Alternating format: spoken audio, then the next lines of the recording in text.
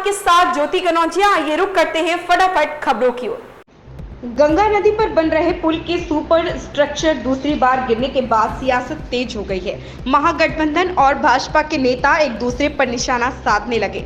मुख्यमंत्री नीतीश कुमार ने कहा कि अपर मुख्य सचिव प्रत्यय अमृत पथ निर्माण विभाग को पुल के ऊपर स्ट्रक्चर टूटकर गिरने की घटना की विस्तृत जांच कराने और दोषियों को चिन्हित कर कठोर कार्रवाई सुनिश्चित करने का निर्देश दिया है। भारतीय कुश्ती संघ के अध्यक्ष ब्रजभूषण सिंह के खिलाफ पहलवानों का धरना खत्म हो चुका है। गृह मंत्री अमित शाह के साथ मुलाकात के बाद पहलवान अपने काम पर लौट गए हैं। साक्षी मलिक, विनेश फोगाट और बजरंग पूनिया अपनी नौकरी पर वापस लौट चुके हैं। हालांकि पहलवानों ने साफ किया है कि वह अपनी जिम्मेदारी निभाने के लिए नौकरी पर लौटे हैं, लेकिन इंसाफ के लिए उनकी लड़ाई जारी रहेगी। केंद्रीय शिक्षा मंत्रालय द्वारा जारी NIRF रैंकिंग के अनुसार IISc बेंगलोर को सर्वश्रेष्ठ विश्वविद्यालय का स्थान मिला। इसके बाद JNU और जामिया मिलिया इस्लामिया शामिल हैं। भारतीय प्रौद्योगिकी संस्थान मद्रास ने लगातार 5वें वर्ष राष्ट्रीय संस्थान रैंकिंग फ्रेमवर्क 2023 में शीर्ष स्थान हासिल किया, जबकि भारतीय विज्ञान संस्थान बेंगलुरु को सर्वश्रेष्ठ विश्वविद्यालय के रूप में स्थान दिया गया है।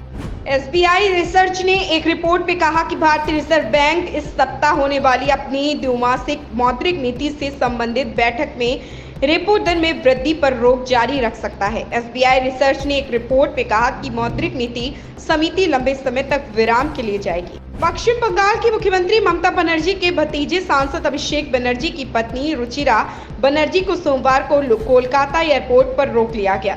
साथ में 2 बच्चे भी थे। वे दुबई जा रहे थे। अभिषेक बनर्जी की पत्नी रुचिरा बनर्जी को इमिग्रेशन ऑफिस ने एयरपोर्ट पर रोक लिया। वह कोलकाता से दुबई जा रही थी। ऑफिस के अंदर कुछ देर बैठने के बाद वे वापस घर चली गई। विश्व टेस्ट चैंपियनशिप का फाइनल मैच भारत और ऑस्ट्रेलिया के बीच हुआ। शुरू होने वाले इस मैच से पहले क्रिकेट ऑस्ट्रेलिया ने विश्व टेस्ट चैंपियनशिप की टीम चुनी। इस टीम में भारत के स्टार बल्लेबाज विराट कोहली को जगह नहीं मिली। शुभमन गिल भी इस टीम में जगह नहीं बना पाए, लेकिन पाकिस्तान की बाबर आजम इस टीम में शामिल।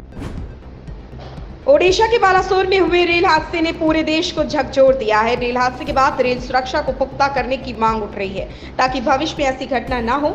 इस बीच अक्सर अपने बयानों को लेकर चर्चा में रहने वाले बाबा बागेश्वर ने बड़ा दावा किया है।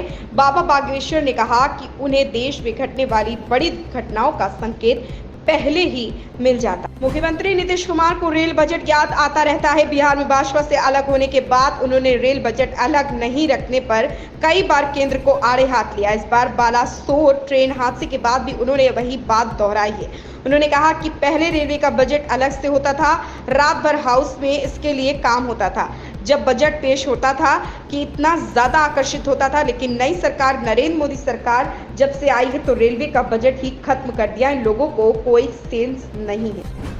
महाभारत सीरियल में शकुनी मामा का किरदार निभाने वाले अभिनेता गोपी पेटल अस्पताल में भर्ती थे। कहा जा रहा था कि उनकी हालत बेहद गंभीर थी। जानी मानी अभिनेत्री टीना घई ने इस बात की पुष्टि भी की थी, लेकिन अब पूरे सिनेमा जगत में शोक का माहौल पसर गया क्योंकि अभिनेता गोपी पेटल हमारे बीच नहीं रहे। पाकिस्तान में महंगाई की ऊंची दर और डॉलर के मुकाबले रुपए की गिरती की कीमत के कारण देशवासियों का अपनी मुद्रा में भरोसा टूट गया। बीते महीने में पाकिस्तान में मुद्रास्फीति की दर तकरीबन 38% तक पहुंच गई। इस हाल को देखते हुए देश में जिन लोगों के पास पैसा है वे तेजी सोने और अमेरिकी डॉलर की खरीदारी कर रहे हैं। इन खबरों में फिलहाल इतना ही। बने रहें हमारे साथ।